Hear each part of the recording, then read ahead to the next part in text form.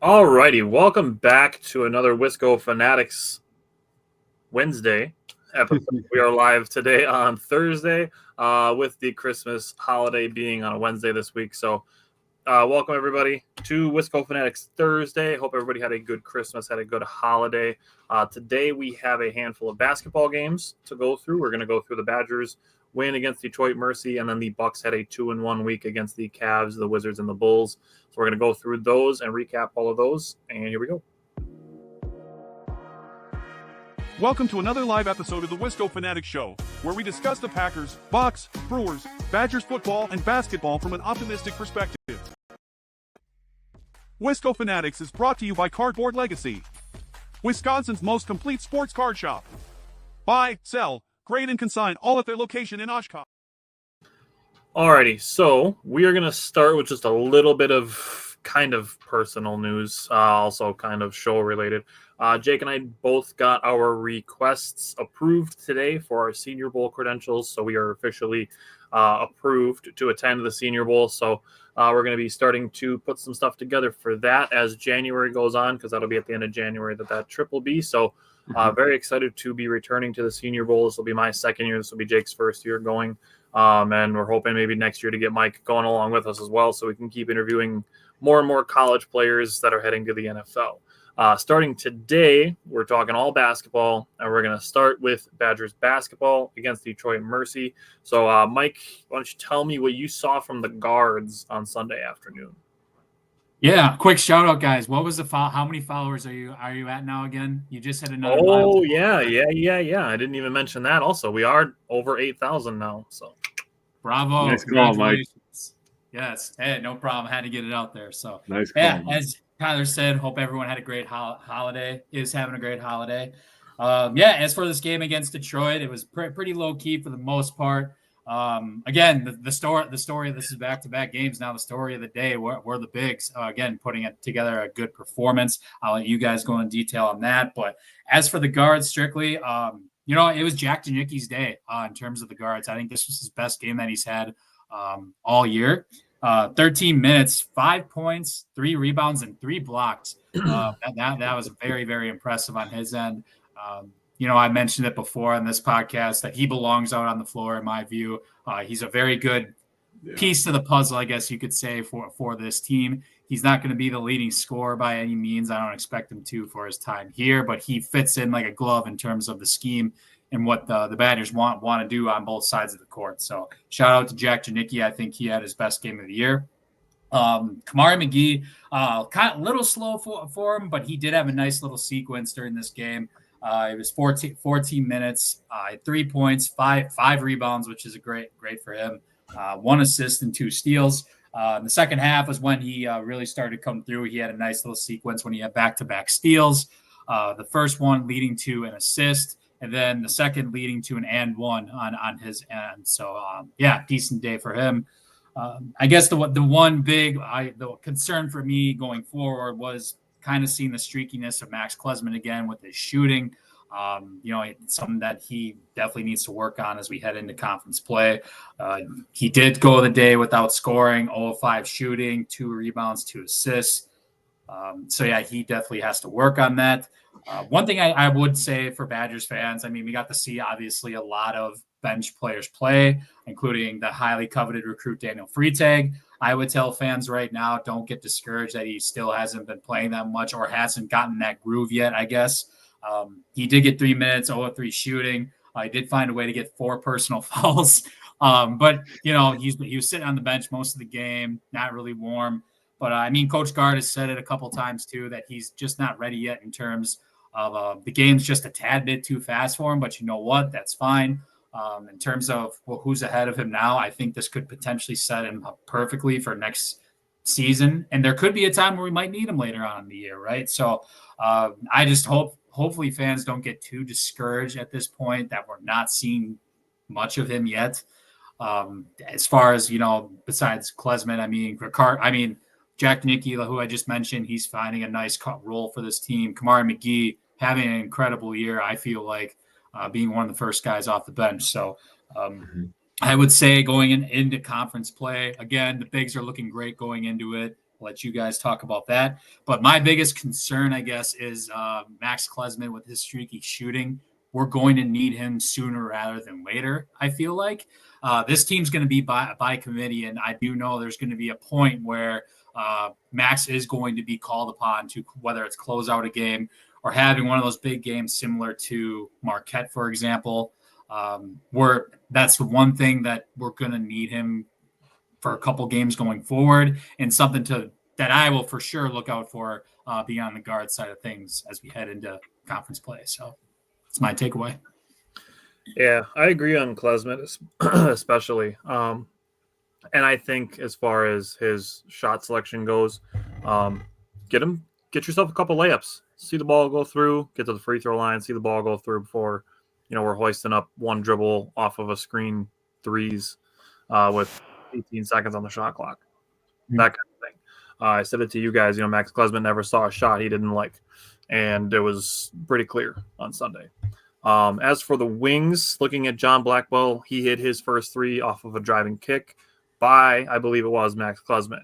That's just one of those things where if Klesmit can identify in the first half of a game that he's not scoring well, he can still impact winning basketball games. Mm-hmm. He's still a good defender. He's tough. He's a first to the floor type player, and he's a guy that can create for his teammates. So that's something that I think we could look for with Klesmit as well. Blackwell finished with 12 points, 6 rebounds, 3 of them offensive.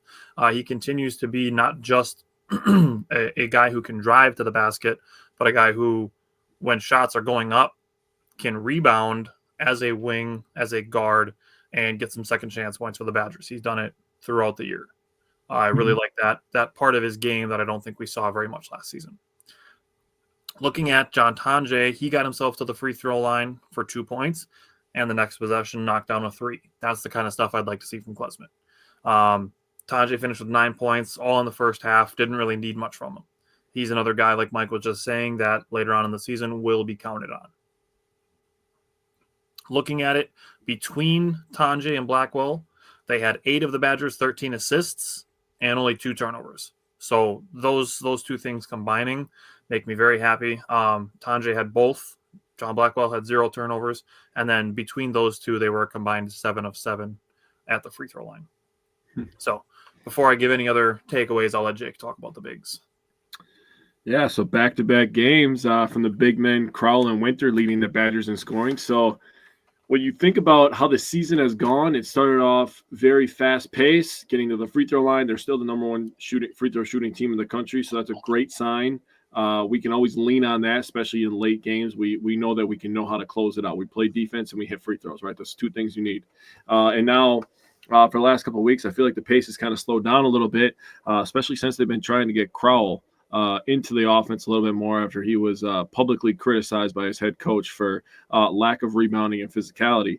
So the last couple of games, they've been a little bit more out of the post, and it's kind of slowed things down a little bit. And I think that may have affected rhythms of Tonje and Klesmit and Blackwell a little bit. But, it's kind of good for me to know, and this is what I take away from it, that the Badgers can win basketball games in different ways. We look at that in all of our teams. Brewers winning games by not hitting home runs and just stealing bases, and Packers winning the game by throwing the ball and running the ball. And there's just different ways. Bucks can hit a lot of threes. Bucks can play defense. Same thing with the Badgers. Badgers play pretty good, consistent defense. Now they've shown that they can run their offense through the big men, and they also shown that they can run with teams. I mean, they ran with Arizona all night. Mm-hmm. So that's the positive takeaway that I take from it. It's a good sign. Nolan Winter, though, this guy is turning into the player that we want. He's on the exact trajectory that every Badgers fan should want. 18 points, 11 rebounds, 1 block. His second career double-double. His first career double-double came against UCF earlier this year. Of those 11 rebounds, 5 of them came on the offensive end of the floor. So that's a really good thing. Being aggressive on the offensive boards, aggressive on the defensive boards. Stephen Crowell, 7 for 10 from the field, 0 for 3 from 3. But he's shooting the 3. He is presuming himself to be a threat. That is all we have been asking for. So feels like 2 years now. Yeah, for 2 years now. They did a really nice job Quick shout out to Amos. I know that he only had 4 points and a rebound, but he always comes in, shows good energy, in my opinion. Again, he's still a little bit too small, but that doesn't stop him from competing. And Carter Gilmore went scoreless in this game, but he only played 11 minutes. And you know what? I never have to question his effort, so I'll never get on him too much. Shout out to Crowell. As he was a big part of a 14-0 run that ended the first half. They really kind of put this game out of reach for Detroit Mercer. He had 7 points in those 14. So good job by Big Steve there getting some points. In terms of how the Badgers big men affected this game, we absolutely dominated them on the boards. The Badgers had 34 defensive rebounds. Detroit had 34 rebounds total. Badgers ended the game with 50 total rebounds. We ended the game with 36 points in the paint, and Detroit had 14 points in the paint. So if you want to know where the discrepancy was in this game, it was in the paint. The Badgers were way more physical rebounding the ball, defending the paint, and finishing in the paint. So good job by everybody involved here. They did a nice job. They held Detroit Mercer to 18 on 58 on 2-point attempts in this game. So that's very good defense by the Wisconsin Badgers. Wow. This was another game where the Badgers kind of got off to a slow start, and they overcame that by getting to the rim. That's something where it opens up the driving kick for other players. The only thing that I would like to see added into that is some more off-ball movement. It seems like the Badgers kind of run a lot of three-man game offensively, and then they just have one guy parked on the opposite wing and one guy parked in the opposite corner. I'd like to see a little bit more off-ball movement, even if it's just those two guys, going back and forth, setting screens for each other, or just occasionally diving to the rim. But just keep those two moving from wing to corner to block and everywhere in between. I agree. I will say the first half, right before halftime, fouling Detroit Mercy a bunch of times so that they had no opportunity to get any sort of rhythm on a good shot. It's just good coaching awareness by Greg Gard, so I'll give that credit where it's due. And then the second half, the defense did a really good job of leading to offense. The thing I think the Badgers do arguably the best defensively besides rotations is all of them, literally all of them, do a great job of staying vertical and not ending like this, keeping the palms out and not, leaning over the top.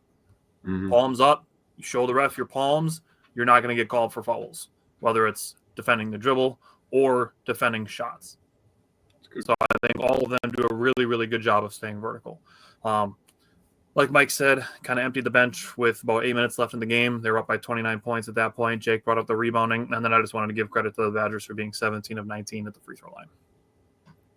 So I was gonna call. I wanted to call John Blackwell too. I mean, he had 0 turnovers. I think that's actually big, because he's definitely had those streaky games a couple times this year where he has not taken care of the ball. I thought him going a full game without a turnover is big time, especially now that he's certified himself basically as the one guard to at least start the game, right? So the fact that he was able to take care of the ball and go a game without even committing a turnover, I think speaks volumes. And I also want to call it Amos. Actually, there was a sequence where when they run their offense, he catches the ball usually on the left-hand wing side. He has no problem jacking up that three. Well, there's a sequence in the second half where, the defender was thinking that like immediately. He thought he was going to put it up. Amos caught him on his feet, and then he drove right by him and got an easy bucket to the hole. We haven't seen that from him yet this year. So I thought that was great awareness on Amos's part, with not just catching on the wing and jacking up the three and just seeing where his defender was. He kind of didn't. It wasn't a shot fake, but he saw that he was on like the back weight of his feet and just drove right by him and got a quick, easy layup. That just popped right in my head, and that was a play that I actually really loved on his end just because of the awareness. So wanted to call that out real quick. I like it. Anything else you guys want to say on this Badger game? Big Ten play is upon us, boys. We gonna have a tough slate, but I will say I think the Big Ten is also wide open. I know we're down 0-2 right now, but I don't see any clear-cut favorites as of right now. So it'll be an interesting journey for these next 3 months. Yeah, for sure. Well, Mike, we'll bid adieu to you for about 13 days now. The Badgers do not have any games between now and next Wednesday. No games actually until next Friday night when they play on January 3rd. Yeah, that's their next game. So good for my health.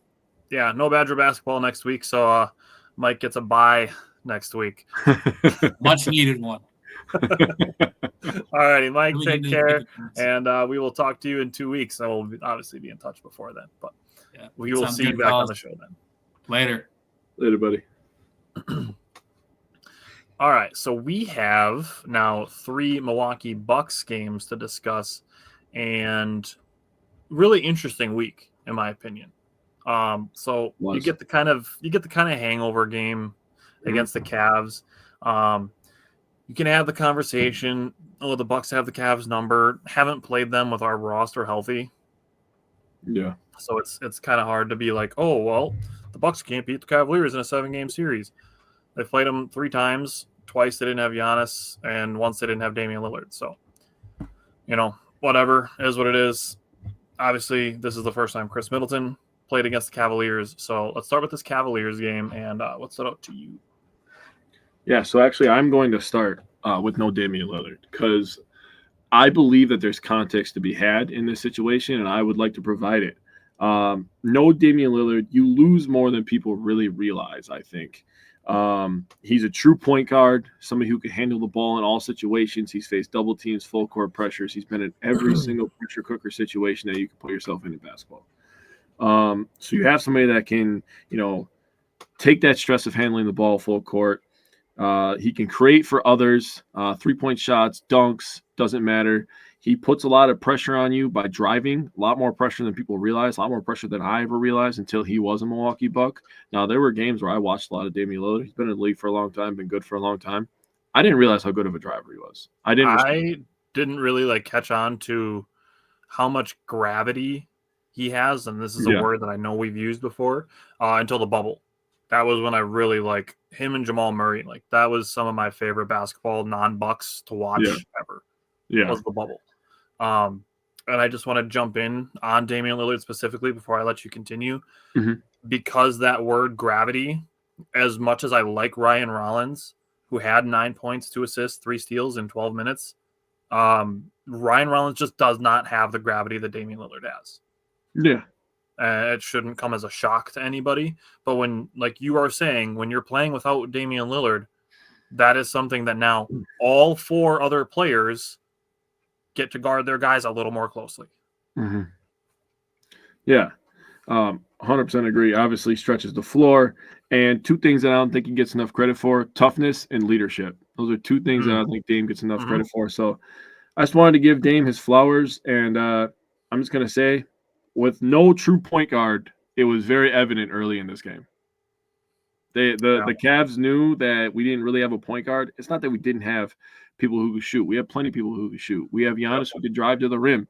We got people who could play defense. We got a good coach. But in the NBA, you need a point guard. You need a guy who's going to set all the pieces in the right spot and make it work. And Dame has done a tremendous job of that. So credit to him. People are all giving credit to Giannis, and rightfully so. Giannis is tremendous. But on this turnaround as well, I think people need to start giving Dame more credit for the play style that he's brought as well. Going into the breakdown, Giannis was really superhuman in this game. Just even starting slow. He did. He started 2 for 6 and 1 for 4 at the free throw line. But very pedestrian from the rest of the starters, obviously. Still have Chris on the bench. Bobby's on the bench. So those are 2 of your, 4 best players in this game without Damian Lillard. Giannis 33, 14, and 3, just tremendous stuff.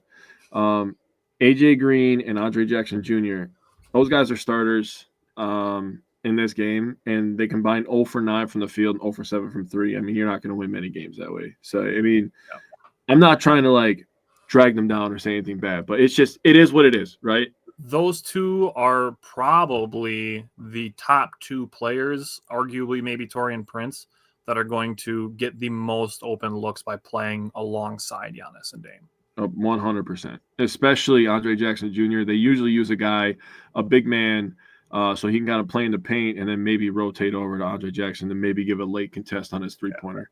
But if he starts hitting corner and top of the key 3-pointers, I mean, oh man, this Bucks offense is really going to take off. Yeah. In terms of bench production, 53 points, 19 rebounds, 12 assists, 21 of 44 from the field, 6 of 13 from 3. So I mean, nothing crazy.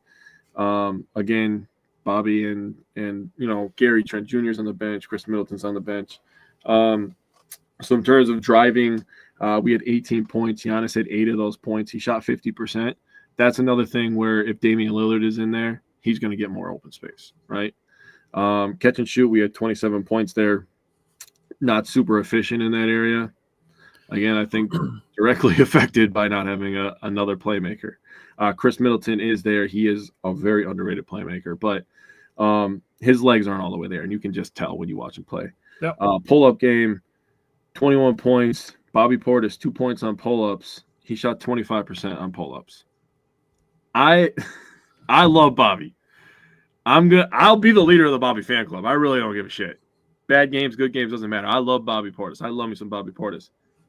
Please get rid of that part of his game. Yeah. That is the biggest Achilles heel to Bobby Portis' basketball game. He's good on catch and shoots.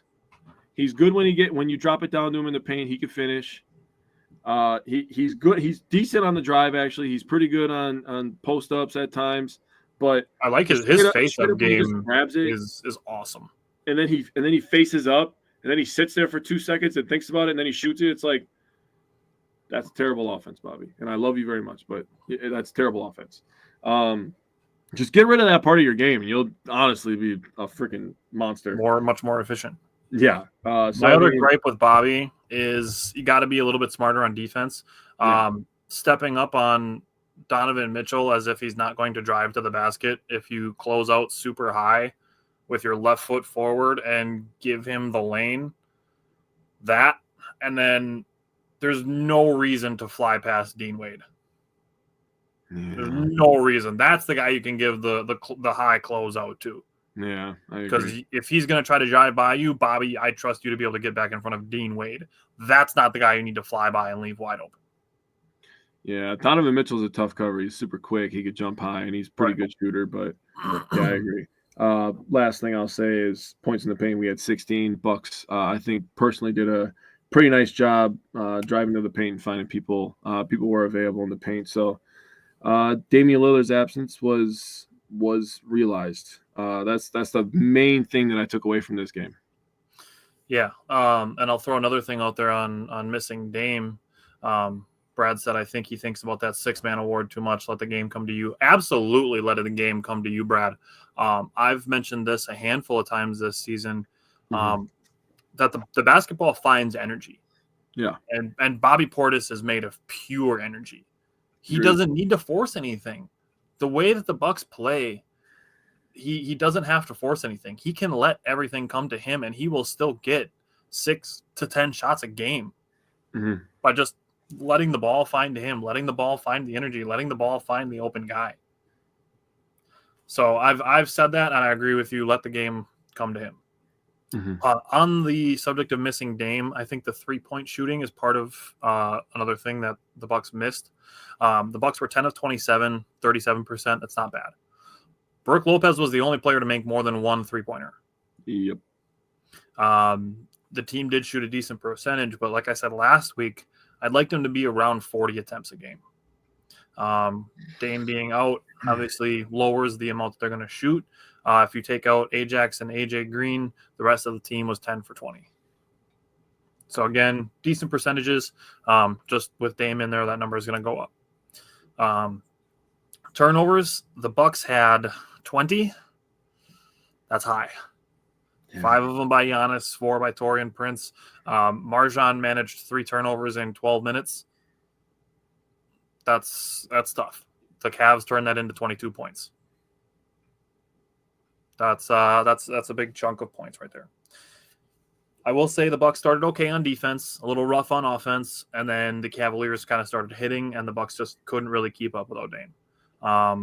And again, going back to Ajax and AJ, not saying anything bad about them, except for this game specifically was not their best. I'm still going to trust them completely going forward.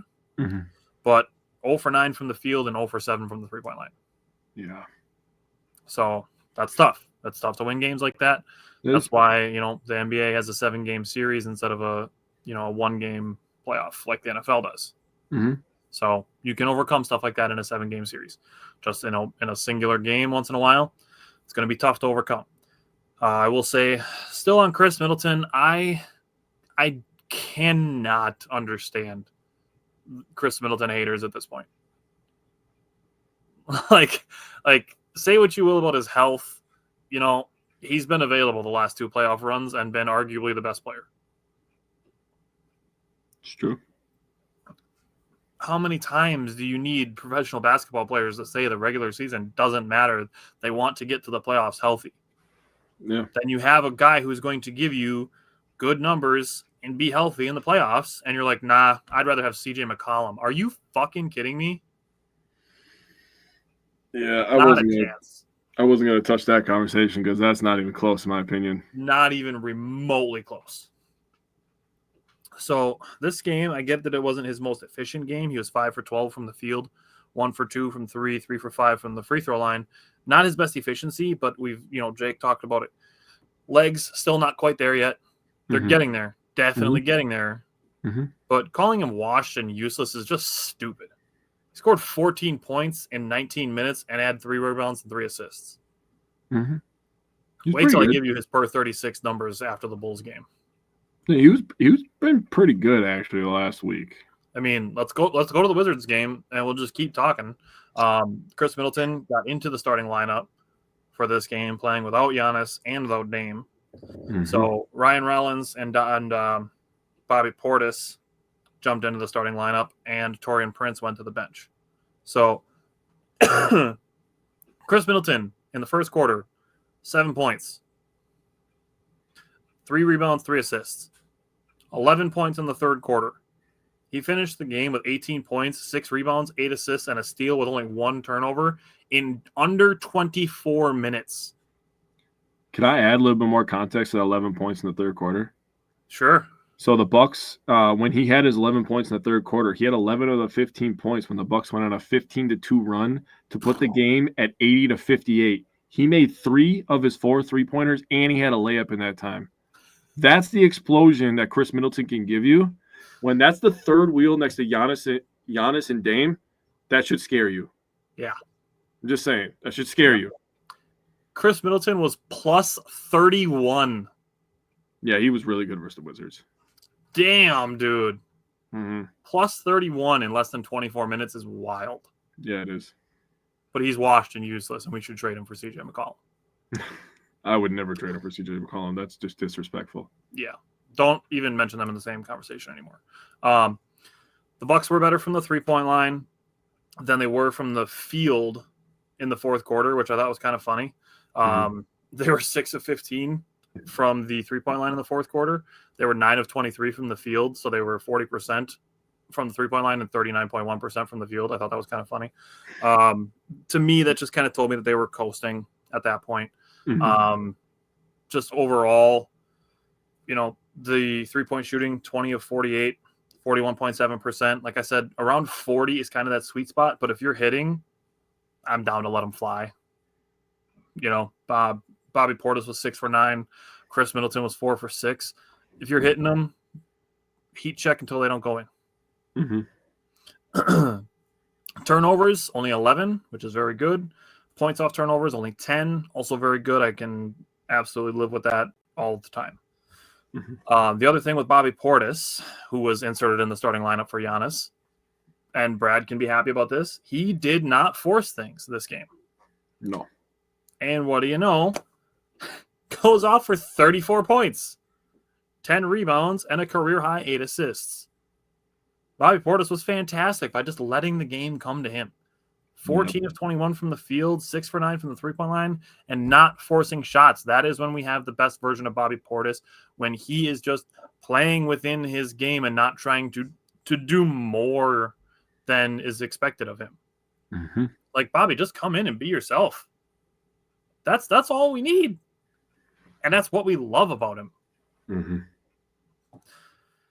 looking at the defense, mainly in the second quarter, Taurean Prince and AJ Green stepped it up. They were locked in, even when AJ Green got hit in the face. Yeah, which was, how is that not a flat? I understand it was just a regular basketball move, but dog, he's bleeding. Yeah, a hit in the face. The Bucks held the Wizards to 14 points, 1 for 10 from the three-point line, only 22 points in the third quarter. Did a good job winning the second and third quarter, 50-36. The Wizards scored 36 points in the second and third quarter. That equals the amount of points they had in the first quarter. Yeah, this the was Bucks a nice locked in defensively. Mm-hmm. In that first quarter, Jordan Poole had 16 points. In the second and third quarter, he was 1 for 6 from the field, 1 for 3 from the three-point line, and had 4 points. Bucks locked in defensively. The Wizards against Chris Middleton were 3 for 10 from the field. The Wizards against Ajax were 1 for 5 from the field, and Jordan Poole against Ajax was 1 for 4 with 3 turnovers. Dude, Ajax is that guy. Hey, that guy's on fire. Go bother him now. The Bucks, they locked in after that first quarter, and when we're talking about playing games without Dame and Giannis, seeing them lock in that hard, I get it's the Wizards, but seeing them lock in that hard without their top 2 players and their third option being on a minutes restriction, that to me was still impressive. So what stood out to you from the Wizards game? Yeah, so I'm going to continue this conversation about Bobby Portis. He had 23 points in the first half. He was 10 of 12 from the field, 3 of 5 on 3 in the first half. And, you know, if we just go, let's go right to the efficiency, right? So driving, obviously no Giannis. Giannis is the biggest threat to drive, and no Dame as well. That's also a big threat to break down the defense. Bucks had 12 points. Chris Middleton had 2 points. Ryan Rollins had 2 points. Ryan Rollins shot 33% on drives. Chris Middleton shot 20%. So they got to try. They got to try to get to the rim, but they just didn't finish. And you know what? It is what it is, because then when you get to the catch and shoot, their ability to continue to try to drive opened up a lot of stuff for everybody, right? The Bucks on catch and shoot scored 48 points. Bobby Portis had 22 of the 48. He shot 66.7% on catch and shoot opportunities in this game. He was absolutely on fire. And when you were talking about Bobby, I was like, yeah, he was letting the game come to him. So 22 from catch and shoots, I said. You go to the paint, the Bucks had 14 points. Bobby had 8 of the 14. He shot 100% on paint touches. So you're talking about 30 of his 34 on efficient shots. Literally just be a catch and shoot. Literally just play like Brook Lopez. Literally just play like Brook Lopez. I just came to that conclusion right now. Just be Brook Lopez. You don't have to be the defensive player of the year, Brook Lopez, because you still have Giannis there, and the style of defense that the Bucks play with, they're switching and showing on weak side a little bit harder than they have in the past, allows us to hide guys like Bobby Portis at times. Right. But you still have to contest shots.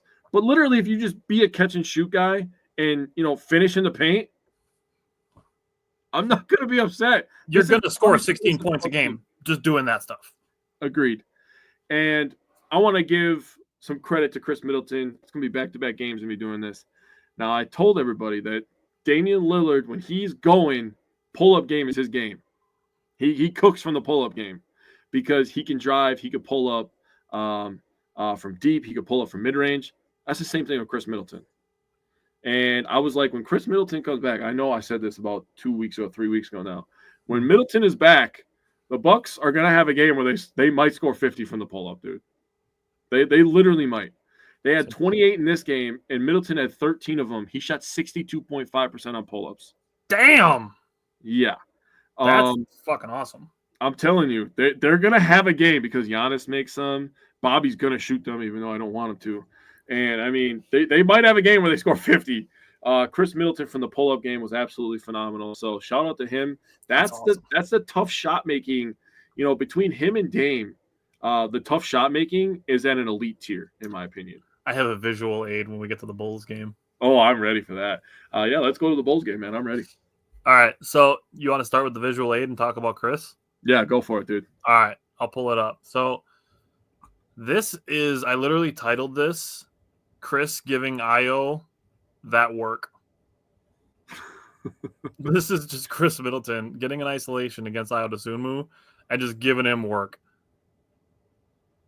Bro, that's what I'm talking about. How do you defend that? You just say, good shot. You're like, Chris Middleton is 6'7", 6'8". If you're not 6'10", there's nothing you can do against that.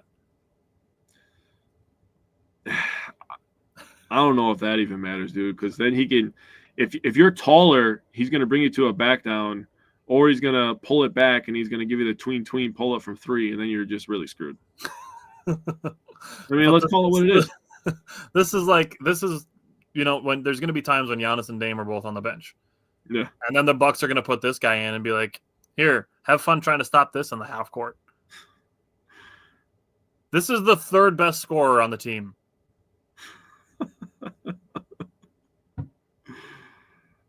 Yeah. I'm real excited for all of them to get this shit going, man. Yeah. It's gonna be nasty.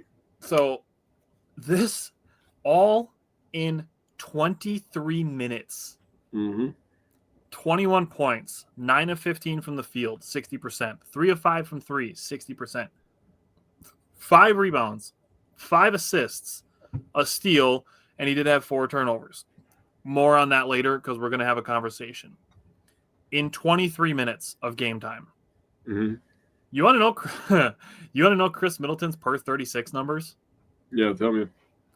Chris Middleton per 36 minutes right now in 7 games, 2 starts, playing on a minutes restriction, 19.3 points, 6.2 rebounds, 9.3 assists, and 1.9 steals. So our third best player is averaging 19, 6, 9, and 1 steal. Almost 2 steals. It's closer to 2 steals. So it's essentially averaging 19, 6, 9, and 2. That's our third best player. Damn. You can't tell me that you couldn't think of 6 teams right now that he would instantly be their best player? Oh, easily. The only team that could stop the Bucks in 23 minutes, is that good? The only team that can stop the Bucks at full strength is the Celtics. That's it. That's the only answer. I'm being serious.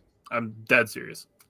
At full strength, if everybody's playing the best basketball, the Celtics are still the best team, as much as that pains me to say, but it's true. But it'd be a hard argument for me to say that the Bucks wouldn't be the second best. There's a very, very possible scenario where the Eastern Conference Finals, potentially being the Bucks Celtics, ends up being more entertaining than the finals. I could absolutely see that. I think the Bucks and Celtics could absolutely wipe the floor with any team from the West. OKC's really good, but I feel like OKC's in that portion of their franchise right now, like they were with KD, Russ, and Harden, where when they made it to the finals, they were a little wet behind the ears, and they got mopped up by a team that had experience. Yeah. If they go against a Celtics or a Bucks, a team with experience, probably going to mop the floor with them in the finals. Yeah, the price still a game, maybe 2, but yeah. Yeah. All right. What stood out to you from this Bulls game before I give the rest of my takeaways? Yeah, the thing that first thing I'm going to give credit to Andre Jackson Jr. and Ryan Rollins. Both those guys did a really nice job helping on the boards. They both ended the game with 5 rebounds. So without Giannis, definitely going to need help on the boards. Bobby Portis did a nice job as well, grabbing 13 himself. Chris Middleton grabbed 5. 21, 5 of 5. It's just filthy, dude. He's a monster at full strength in 23 minutes. Yeah. Brook Lopez and Chris Middleton tied for the leading scorer in this game. Both had 21 points. Bobby Portis had 19 himself. The bench scored 37, 15, and 10. So nice contribution from the bench. They were passing the ball, rebounding the ball a little bit. The shooting percentage is not good overall for the bench, but Taurean Prince had a pretty bad game. So yeah. they went 7 of 20. They went 7 of 20 from the 3-point line. If you take out Taurean Prince, they're 7 of 15. That's a very good percentage. If you take out AJ Green, they would be 6 of 10. Yeah. So, I mean, that's pretty good. Chris Middleton had a season high in points in back-to-back games, so that's a very good thing. Merry Christmas to you as well, Matthew. Our Packer show will be tomorrow night, since that's usually where we see you, but glad to see you on a Wednesday show. Nope, Packer game. Tomorrow night, Matthew. Tomorrow night at 8 o'clock. It'll be a full house again, so we will see you there. We're going to have the recap and the preview for the the Vikings game. So we'll see you there at 8 o'clock. But you can stick around and hear about the Bucks as well. More than welcome. In terms of driving, Bucks scored 20 points. 6 different players contributed to this. My favorite thing of all notes is when I'm looking at when I'm centering in on a certain statistic and I see a bunch of names. Like I do the pass rush for the Packer shows, and when I see a bunch of people in the hurries, bunch of people in the quarterback hits, I get really excited because I'm like, "Ooh, yeah, dude, we were cooking, dude. I love that so much." In terms of catch and shoots, 6 players contributed to this as well. We had 41 points on catch and shoots. Bobby Portis left a few out there, but he still took some good shots. So I'm not going to get on him about it because he took good shots, but he left a few out there where I was like, dude, we really could have blew the doors off the Chicago Bulls. Not that winning 112-91 isn't a nice thing. Right. Pull-up game again, dude. And this makes me feel so smart, man, because Chris Middleton, again, was dominant from the pull-up game. 17 points. Tyler was nice enough to bring us a visual aid on things that he does to people that makes them feel bad about themselves playing basketball. 58.3% on the pull-up game. That's Middleton, man. He's a monster from the mid-range. And I wrote down again, get Bobby away from pull-up jumpers. He had 2 points again in this game on 20% field goals. Bobby, seriously, man, just get rid of the damn pull-up game.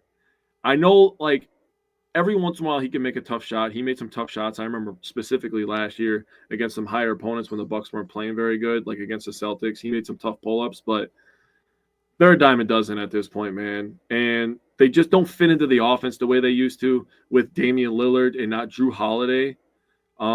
It's just a different kind of offense. So just get this portion of your game out of there, man. Yeah. It's nice to have it in the tool belt, but what we need you to use more out of the tool belt is the spot up shooting, the in rhythm 3-pointers, and the paint. That's what we need from Bobby Portis. So just get him away from that, and everything will be fine. I had no other complaints about this game. I thought everything else was good. Yeah. So you mentioned the point differential, the 112-91. The Bucks have held 4 of their last 5 opponents under 102, and 5 of their last 6 under 110. Damn, that's pretty good actually in today's age. It really is, especially with the amount of points that the Bucks can and have scored in that same time period. Yeah.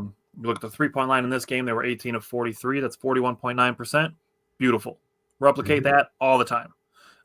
The reason I brought up AJ Green and Taurean Prince being 1 for 10 from the 3-point line is to really show that the fact that the rest of the team picked them up. So Brook Lopez was 3 for 6. Chris Middleton was 3 for 5. Ryan Rollins was 2 for 3. DeLon Wright was 2 for 4. Gary Trent Jr. was 4 for 6. So those guys just picked each other up, and that's what having so many shooters around the core of the team can do. It gives you the opportunity of not having to rely on only one shooter. And it gives opportunity for other guys to pick those guys up. Now, this is something I wanted to talk about specifically with Chris Middleton's turnovers. So he started this game, I believe, 1 for 3 from the field, and he had a couple early turnovers. And like clockwork, you see first quarter posts being like, Middleton's trash, get rid of him, cut him, trade him, whatever. And I just wanted to bring up that people attach way too much significance to small mistakes, like turnovers here and there. Those are not reasons to be trading guys, drastically cutting minutes, things like that, based on just a couple turnovers here and there. It's a thing where if you watch how the other players on the team react to when guys have turnovers. Because it's really easy to look at a box score and be like, oh, Chris Middleton had 4 turnovers. You look at one he threw to Gary Trent Jr., who was wide open, would have had a great look at a 3. He was 4 for 6 on 3s for the night. Just pass was just low. Gary Trent Jr. missed it. It went between his legs. That counts as a turnover. What did Chris Middleton and Gary Trent Jr. do? Yep. Because they know what they're trying to do. It's a play of effort. It's not like Chris dribbling the ball off his leg or throwing the ball, down the baseline to nobody that's there. It's like, you just gotta just calm the fuck down on some stuff. Yeah. These are little things that people are attaching way too much weight to. the guys on the floor understand what their teammate was trying to do. They high five and they move on to the next play. Kevin Durant just had an interview with Kay Adams talking about how you are able to like take care of your mentals when you're playing the game when something goes wrong. Talking about just move on to the next play. Just move on. That's pretty simple. Especially for something small, like a turnover or two in the first quarter of a game against the Bulls in December. It's not game 7 of the finals with 5 seconds on the clock and a tie game. It's not that serious. I mean, it's a guy even then trying in to the find finals, his teammate for an open 3. It's not that serious. yeah, I agree. They'll clean it up.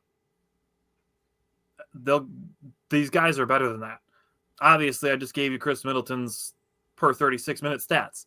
And it's not, I'm only using this to push a Chris Middleton thing. I'm using Chris Middleton as an example of letting small stuff go once in a while because it's not that serious. Mm-hmm. The Bucks had 13 turnovers total. It's not terrible. It's kind of in that gray area where I'm okay. They allowed 13 points off turnovers. That's also not terrible. The last thing that I wanted to point out with this game is I'm going to preface this again by saying that I'm not bringing this up from a place of trying to bring him down for something that he can't do. I'm going to use this as an example of a way that a player can go to the next level. And I'm talking about Andre Jackson Jr. He's got a little bit to learn yet on team defense. Mm-hmm. He's fantastic on ball defense, and I would add Ryan Rollins to this conversation a little bit as well, because people are kind of starting to fall in love with Ryan Rollins, what he can do offensively outside of what we've talked about, which is like full court dribbling when he's being pressured. That's something he needs to improve on. But both of these guys, really good on ball defenders, and I'll give Ryan Rollins a little bit of a boost as well, and Ajax. They're both pretty good transition defenders. That's fair. Talking half court, 5-on-5 team defense. There's some things to learn for them on being on top of their rotations. There was one play where I saw specifically where Ajax went to rotate to a guy in the corner, and his guy was supposed to be rotating to the wing, and Brook Lopez ran to the guy to the corner, and Ajax was supposed to cover the guy on the wing, and they allowed an open 3. That's one super small example. Mm-hmm. That's one of those things where Ajax can go to the next level by becoming a better team defender in addition to being a fantastic on-ball defender. So right now, I trust Ajax, anybody 1 through 3. Anybody. With Giannis and Brook, he doesn't really have to defend bigs as much, but eventually Brook Lopez is going to retire. Yep. And Ajax, even defending 1 through 4, can help keep Giannis's window open longer. Yeah. That'll be another next level thing for him. Again, I'm not trying to say that Ajax needs to play less because he doesn't understand these things. If anything, he should be playing more so that he can get more experience with these things. Mm-hmm. But the way for Ajax to take his defense even further to the next level is to work on team defense. Mm-hmm. Good. Last thing, I just grabbed another visual aid. Why doesn't Brook Lopez get more rebounds? He's 7 feet tall. Why doesn't he get rebounds? That counts as a rebound for Bobby Portis.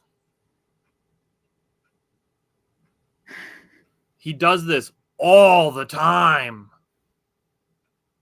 He's got a guy on his back. Instead of trying to grab the ball with a guy behind him who can swat the ball away, he just taps the ball to his wide open teammate.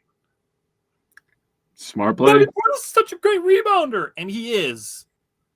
But this play counts as a rebound for Bobby Portis and not Brook Lopez. He doesn't care about the stats, man. He doesn't care about the stats. Neither should you. If the Bucks are getting the rebound, I don't give a shit if it's anybody specific. I don't care either, really. The Bucks are getting the rebound. I would prefer it, honestly, that Brook Lopez is getting tap outs to guards, to Giannis, to guys who can lead the fast break. Steve said he saw a Facebook clip about Ajax being a jumper short of 100 million man. I don't remember who it was, but I remember seeing that video as well. That's interesting. Interesting. The other thing that I said maybe is adding a floater. He does try them, but yeah, I agree. I think a floater would be nice for him. Because that's something where if he's even just being respected because teams know he's going to shoot the three, that a pump fake, 2 dribbles, get a foot in the paint, and a floater. Yeah. 100. That's not crazy to say, actually. I mean, I'll allow it. 5 years, 100 million? I'll allow it. I can see that. Absolutely. Yeah, but the thing about the three-pointers is he can't just hit the corner three. He has to hit the top of the key three, too. Yeah. So he can kind of be – you're not going to give 100 million to a guy who just hits corner threes. That's just not going to happen. You could find any schmuck on the G League that could do that. Dorian Finney-Smith makes corner threes, and he makes 17 million a year. Yeah, he needs to be a top of the key three-pointer as well. Plus, if you make a top of the key three and you're talking about the floater, much more options to drive from the top of the floor. Absolutely. Yeah. Okay, so the Bucks have 3 more games between now and next Wednesday. They play the Nets tonight in a little over 2 hours. They play the Bulls again on Saturday, in Chicago again, and then they play at the Pacers on Tuesday. So a couple divisional games in between now and then. Steve asked, was it Pat Bev that said that? I don't think it was. I don't think it was Pat Beverly. Man, it's going to bother me. Pat Bev, bro. He brought something up the other day, and it got me hyped. He said, I haven't heard no Doc Rivers slander lately. No Doc Rivers slander lately. I said, he's right. I haven't heard none either. Although, I will say, and I posted this on my personal page, the Bucks fans need to start realizing and respecting a guy named Greg Buckner that we talked about in the pregame or the primer of this season. We talked about Greg Buckner coming over from the Cavaliers. Yep. The defense is much better than it was last year. 100%. He gets a lot of credit for that. It's even better just like looking at like the month of December. Yeah. I think on the season the Bucks are, I'm going to pull it up to be exact, but I think they're like 11th in team defensive rating. On the season? Yeah, on the season. Wow, interesting. I mean, they've been playing really good defense, to your credit, like you've been saying the last couple of weeks. I mean, 91, 101, 124 versus the Cavs, but 81 versus the Thunder again.